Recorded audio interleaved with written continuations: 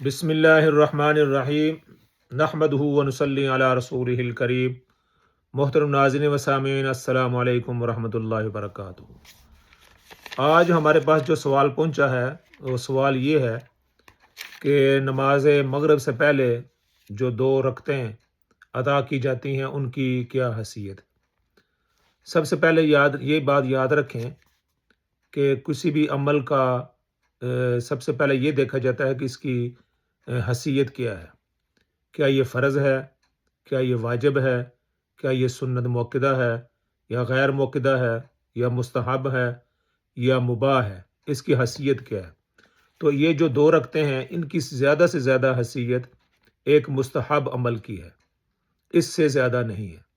اور مستحب عمل پر لڑائی جھگڑا کرنا، اس پر بحث مباحثہ کرنا، یہ ایک درست عمل نہیں ہے، اور یہ سب سے بلاتر ہے، اور یہ غیر مقلدین سے ہی اس کی توقع کی جا سکتی ہے کہ وہ اس کو وجہ نزاع بنائیں گے۔ سب سے پہلے میں ایک اہل حدیث عالم دین حافظ زبیر علی زئی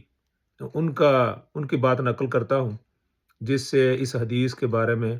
اور اس عمل کے بارے میں آپ کو معلوم ہوگا کہ اس کی حیثیت کیا ہے۔ وہ فرماتے ہیں حضور صلی اللہ علیہ وسلم نے اس بات کی اجازت دے دی ہے کہ جس کی مرضی ہے پڑھے، جس کی مرضی ہے پڑھے اور جس کی مرضی ہے نہ پڑھے۔ پھر وہ کہتے ہیں لہٰذا معلوم ہوا کہ یہ رکعتیں جائز ہیں لیکن ضروری نہیں ہیں۔ یہ رکعتیں جائز ہیں پڑھنی لیکن ضروری نہیں ہیں۔ اس سلسلے میں ایک حدیث بھی ہے کہ رسول اللہ صلی اللہ علیہ وسلم نے ارشاد فرمایا ہر نماز کی 2 اذانوں کے درمیان 2 رکعت نفل ہے۔ ہر نماز کی 2 اذانوں کے درمیان 2 رکعت نفل ہیں سوائے مغرب کے۔ سنن الکبریٰ للبہقی کہ یعنی ہر جو اذان ہے اس کے درمیان دوسری اذان کے ساتھ 2 رکعتیں ہیں، یعنی 2 رکعتیں سنت پڑھنی، لیکن مغرب کے اذان کے بعد 2 رکعتیں سوائے مغرب کی اذان کے بعد 2 رکعتیں نہیں ہیں۔ انس بن مالک رضی اللہ تعالیٰ عنہ اس فرماتے ہیں کہ میں نے ان سے انس بن مالک رضی اللہ تعالیٰ عنہ سے مختار بن فلفل کہتے ہیں کہ میں نے ان سے پوچھا کیا رسول اللہ صلی اللہ علیہ وسلم یہ 2 رکعتیں کیا رسول اللہ صلی اللہ علیہ وسلم نے یہ 2 رکعتیں پڑھی ہیں، یعنی ان سے پوچھا۔ تو انہوں نے کہا کہ آپ ہمیں پڑھتا دیکھتے تھے، آپ نے ہمیں نہ حکم دیا اور نہ اس سے روکا ہے۔ آپ صلی اللہ علیہ وسلم نے نہ ایسا حکم دیا کہ پڑھیں اور نہ ہی ہمیں پڑھتا ہوا دیکھ کر آپ نے منع فرمایا۔ لیکن میں نے احادیث سے جہاں تک یہ دیکھا ہے اور یہ اخذ کیا ہے کہ رسول اللہ صلی اللہ علیہ وسلم سے یہ رکعتیں پڑھنی ثابت نہیں ہے، کسی حدیث کے اندر نہیں آیا، اور نہ کسی نے روایت کیا کہ رسول اللہ صلی اللہ علیہ وسلم یہ 2 رکعتیں پڑھا کرتے تھے۔ صحابہ کا اس سے یہ ملتا ہے عمل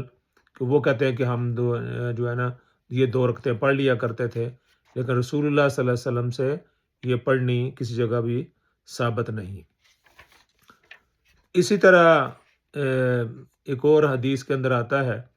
کہ ایک صحابی عقبہ بن عامر رضی اللہ عنہ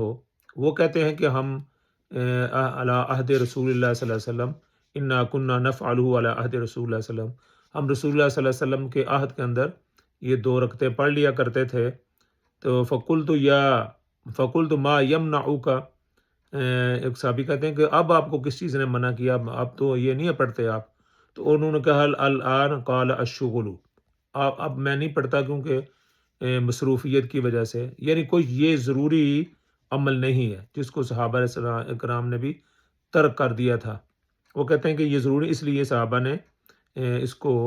چھوڑ دیا، تو لہٰذا ایک صحابہ کا چھوڑا ہوا عمل اور اس پر زور دینا اور اس پر لڑائی اور جھگڑے اور وجہ نزاع کھڑا کرنا یہ کسی طرح بھی مناسب نہیں۔ اسی طرح ایک اور اہل حدیث عالم دین ہے، وہ مولانا داود راز صاحب انڈیا کے ہیں۔ وہ کہتے ہیں کہ عہد رسالت میں صحابہ کا یہ معمول تھا کہ وہ 2 رکعتیں پڑھ لیتے تھے، مگر بعد میں نبی کریم صلی اللہ علیہ وسلم نے فرما دیا کہ جو چاہے پڑھے اور جو چاہے نہ پڑھے، جو چاہے پڑھے اور جو چاہے نہ پڑھے۔ احناف کا اس سلسلے میں موقف یہ ہے کہ یہ سنتے ہیں جو دو رکھتے ہیں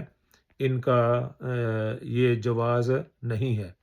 اور مشہور محدث یہ حنفی بھی نہیں ہے، ابراہیم نخعی، وہ اس کو بدعت بھی قرار دیتے ہیں۔ اس طرح ابو بکر ابن عربی فرماتے ہیں ابتدائی اسلام میں یہ دو رکھتے ہیں لوگ پڑھ لیا کرتے تھے،